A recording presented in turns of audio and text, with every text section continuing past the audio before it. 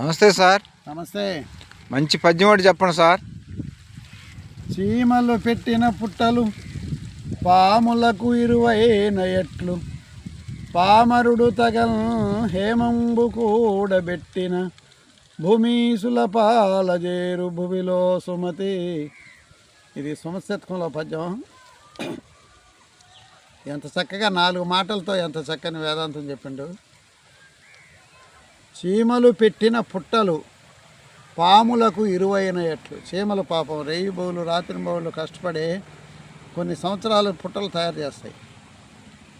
ఆ పుట్టల్ని పాములు వచ్చి ఆక్రమించుకుంటాయి. ఒక్కొక్కసారి ఈ చీమలు మళ్ళీ వెళ్ళిపోతాయి, ఇంకొక పుట్టకు తయారు చేసుకునేదానికి వెళ్ళిపోతాయి.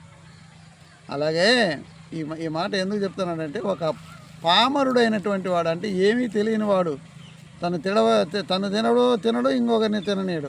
అలాంటి వాడు సంపద కూడబెడతాడు. ఆ సంపద అంతా మరి భూమీసుల పాలజేయరు. రాజులు కొల్లగొడతారో, మరి వాడి వెనకోళ్ళు కొల్లగొడతారో, వాడు సుఖపడడు వాడి సంపాదనతో. ఎలాగంటే చీమలు పెట్టిన పుట్టల్లాగా. చీమలు కష్టపడి పుట్టలు పెడతాయి, కానీ అవి తెలివి తక్కువతనంతో ఉండేదానివల్ల వాటిని పాములు వచ్చి ఆక్రమించుకుంటాయి. మళ్ళీ అలాగే తెలివి తక్కువ వాడు సంపాదించిన సంపాదన వాడు అనుభవించక అలా దాచి ఉంచితే ఇతరుల పాలైపోయింది. కాబట్టి మన సంపాదన మనం తినాలి, మనం సుఖపడాలి, భవిష్యత్తు కోసం కూడా కొంత దాచుకోవాలి. కాబట్టి లక్షాధికారైన లవణమన్నమే గాని మెరుగు బంగారంబు మృంగబోడు. ఎంత కోటీశ్వరుడైనా అన్నమే ఉడికిన అన్నమే తింటాడు, కానీ బంగారం మింగడు. కాబట్టి మనం సంపాదించిన దాంట్లో కొంత మనం అనుభవించాలి.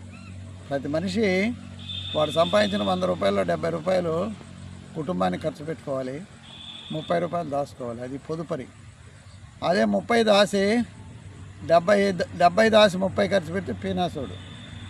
అసలు ఏమి దాయనోడు దుబారుగాడు. వాడికి భవిష్యత్తు ఉండదు. వాడు ముసలితనంలో వాడిని కూడిపెట్టేవానికి దిక్కు ఉండదు.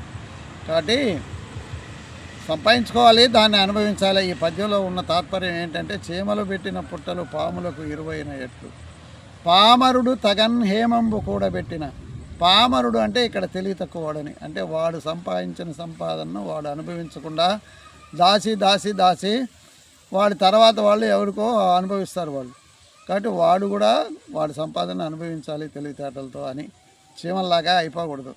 చీమల పుట్టలో పాములకు నెలవులు అయిపోతాయి, అవి వెళ్ళిపోతాయి చీమలు.